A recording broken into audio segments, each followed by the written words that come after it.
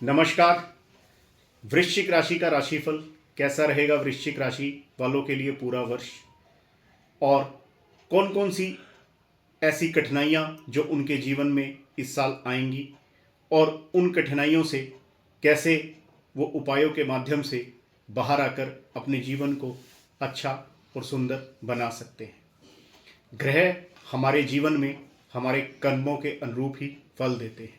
इंसान के कर्म जितने अच्छे होंगे, ग्रह भी उसी हिसाब से अच्छे या बुरे बन जाते हैं। वृश्चिक राशि का स्वामी होता है मंगल, जो जन्म कुंडली में 45 से 60 दिनों में एक राशि से दूसरी राशि में परिवर्तन करता है। और यही मंगल इंसान के जीवन में अगर कुंडली में अच्छे भाव में बैठे हों तो इंसान को हमेशा नीचे से और ऊपर तक तरक्की दिलाने का काम करते हैं। यही मंगल अगर इंसान की कुंडली में अच्छे बैठे हों तो उसे भीड़ से निकाल करके एक सेनापति के रूप में स्थापित करके उसका यश पूरे संसार में फैला देते हैं।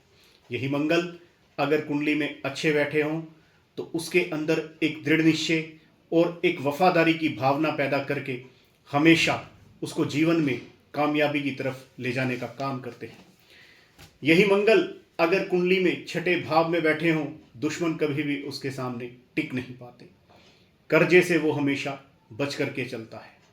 हमारी कुंडली में मंगल कैसा है और उसकी पोजीशन क्या है, इसके बारे में आप विस्तार से अध्ययन करवा सकते हैं। परंतु वृश्चिक राशि और मेष राशि हमारी जन्म कुंडली में दो ऐसी राशियां हैं जिनका स्वामित्व मंगल के पास है। वृश्चिक राशि जो इंसान के जीवन में एक योद्धा की भांति लड़ने के लिए प्रेरित करते हैं। इंसान सबके लिए बहुत कुछ करता है, अपने परिवार के लिए, अपने समाज के लिए, अपने मित्रों के लिए। यही मंगल अगर उसके जीवन में प्रभावशाली ढंग से और उसके जीवन में अगर सही घर में बैठे हों कुंडली के, तो उसको अपने जीवन में हर वो ऊंचाई देने में सक्षम हो जाता है जिसको वो पाना चाहता है। कैसा रहेगा ये वर्ष आपके लिए? कौन कौन से ऐसे महीने रहेंगे जिसमें आपको सावधानियां रखनी है और कौन सा ऐसे समय रहेगा जब आपको थोड़ा सा संभल करके चलने की ज़रूरत है, इसी बारे में पूरा विस्तार से चर्चा करेंगे। जन्म कुंडली में पूरा वर्ष जिनकी भी वृश्चिक राशि है और ये राशिफल चंद्रमा पर आधारित है। जन्म कुंडली में जिस भी भाव में चंद्रमा होता है आप स्क्रीन पर देख सकते हैं। जिनकी कुंडली में 8 नंबर पर चंद्रमा है उनकी वृश्चिक राशि बनेगी। वृश्चिक राशि वालों के लिए पूरा वर्ष देवगुरु बृहस्पति और शनि और राहु, ये 3 ग्रह उनके जीवन को प्रभावित करेंगे, क्योंकि ये तीनों ग्रह पूरा वर्ष एक ही घर में रहने वाले हैं। परंतु बृहस्पति 2 जून 2026 को अपना राशि परिवर्तन करेंगे और उसके बाद अक्टूबर में ये राशि परिवर्तन करेंगे। कैसा रहेगा इनका प्रभाव आपके जीवन पर, विस्तार से चर्चा करते हैं। सबसे पहले बात करते हैं देवगुरु बृहस्पति की वृश्चिक राशि वालों के लिए। देवगुरु बृहस्पति वृश्चिक राशि वालों के लिए अष्टम भाव में गोचर करेंगे और इसी अष्टम भाव की जो दृष्टि होगी सप्तम भाव पर और उनके चतुर्थ भाव पर पड़ेगी और पंचम दृष्टि से वो द्वादश भाव को देखेंगे। द्वादश भाव व्यय का स्थान, आपको अपने खर्चों के ऊपर थोड़ा सा नियंत्रण रख करके आगे बढ़ना होगा। अभी तक आप जितने खर्चे कर रहे थे और आपको समझ में नहीं आ रहा था कि मेरी जितनी इनकम है वो पैसा जा कहाँ रहा है, परंतु इस समय पे आपको थोड़ा सा ध्यान रखना है, क्योंकि मेष राशि छठे भाव में बैठ करके जिसका स्वामी मंगल है, कहीं ऐसा तो ना हो कि आप अपने इनकम से ज़्यादा खर्चे करके कर्जे की स्थिति में आ जाएं। लोन अगर आपने लिया हुआ है तो वो थोड़ा सा उतारना आपके लिए मुश्किल हो जाएगा, इसीलिए थोड़ा सा सोच समझ करके चलें। अष्टम भाव में बृहस्पति इंसान की कॉमन सेंस को बहुत मजबूत बनाते हैं। दूसरों को समझ पाना उनके लिए बड़ा आसान हो जाता है।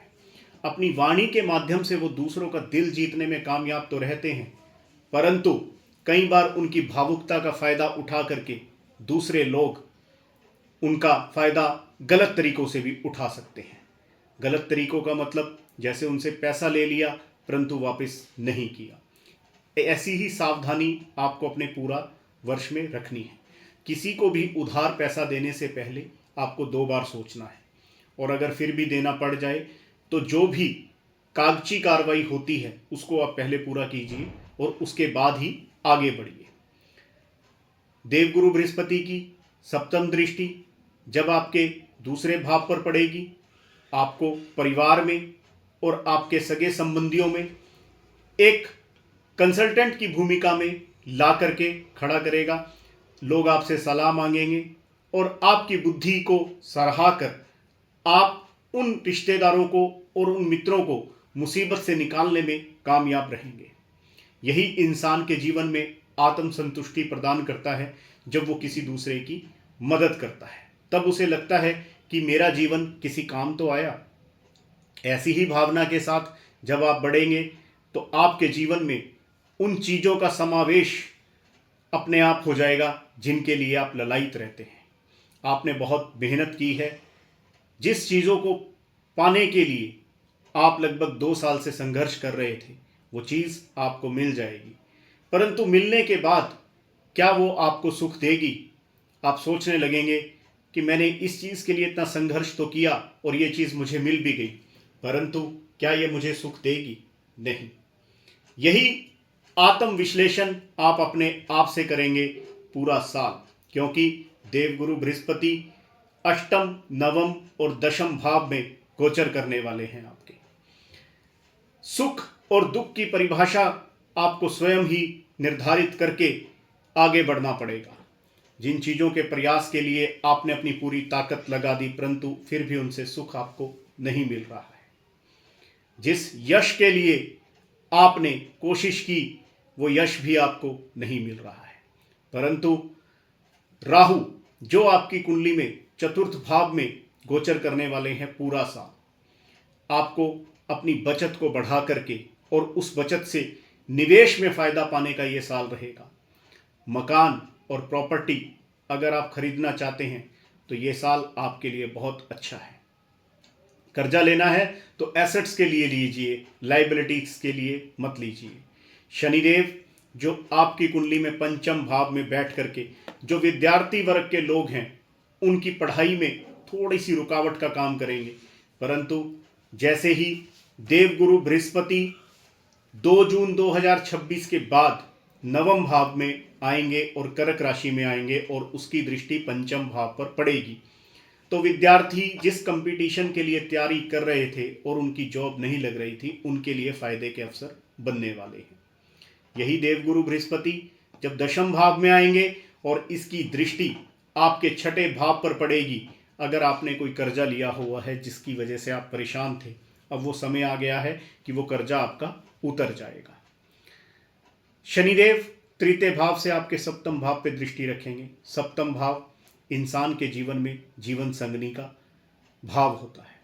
थोड़े से मनमुटाव के बाद अगर आपको लगता है कि चीज़ें सुधर सकती हैं तो उनको सुधारने का प्रयास कीजिए, अपनी जिद को कम कीजिए। वृश्चिक राशि वालों की सबसे बड़ी कमी ये होती है कि वो अगर किसी एक चीज़ की जिद पकड़ लें तो उसको पूरा कोशिश करके उसको पूरी करने की कोशिश करते हैं, परंतु अपने प्रयासों में सफलता हमें तभी मिलती है जब हमारी जिद में कहीं ना कहीं भगवान की कृपा और हमारी जिद सही दिशा में हो। हमें अपने जीवन में ये एनालाइज खुद करना पड़ेगा कि जिन चीज़ों को पाने के लिए हम ललायित हैं क्या वो वाकई में हमें सुख देंगी या नहीं देंगी। यही देवगुरु बृहस्पति जब आपकी कुंडली में नवम भाव में बैठ करके पंचम भाव के ऊपर दृष्टि करेंगे, आपके भाग्य को निखारने का काम करेंगे। आपके भाग्य में अचानक से 4 चांद लग जाएंगे। जिन चीज़ों को लेकर के आप परेशान थे, परंतु 2 जून 2026 के बाद वही चीज़ें आपको आसानी से मिलनी शुरू हो जाएंगी। राहु जो चतुर्थ भाव में बैठ करके अपनी दृष्टि दशम भाव में और आपके 12वें भाव पर रखेंगे। अगर आप अपने जीवन में विदेश यात्रा करना चाहते हैं तो ये साल आपके लिए बहुत अच्छा रहेगा। बिना किसी रुकावट के आपको वीज़ा मिलने की संभावनाएं प्रबल बन जाती हैं। जो लोग टूरिस्ट, वृश्चिक राशि का स्वामी मंगल इंसान के जीवन में, मैंने आपको पहले भी बताया है कि उसको दृढ़ निश्चयी बना करके उसको सब कुछ पाने का अवसर देता है। परंतु इसके साथ हमें एक चीज़ का विशेष रूप से ध्यान रखना है, अपनी सेहत का। हमें इस बात का ध्यान रखना है कि हमारी ओवर थिंकिंग कहीं डिप्रेशन का रूप तो नहीं ले रही है। किसी भी चीज़ को एक लिमिट से ज़्यादा सोचना डिप्रेशन का कारण बनता है। इसीलिए इस चीज़ से आपको पूरा वर्ष बचना है, क्योंकि जहाँ आपकी कुंडली में देवगुरु बृहस्पति नवम भाव में बैठे हुए हैं, तो वहीं केतुदेव आपके दशम स्थान में देवगुरु बृहस्पति के साथ अक्टूबर में विराजमान रहेंगे। केतु जो पूरा वर्ष कुंडली में सिंह राशि में रहने वाला है। पिता की सेहत को लेकर के आप थोड़ा चिंतित रह सकते हैं, परंतु घबराने की कोई ज़रूरत नहीं है।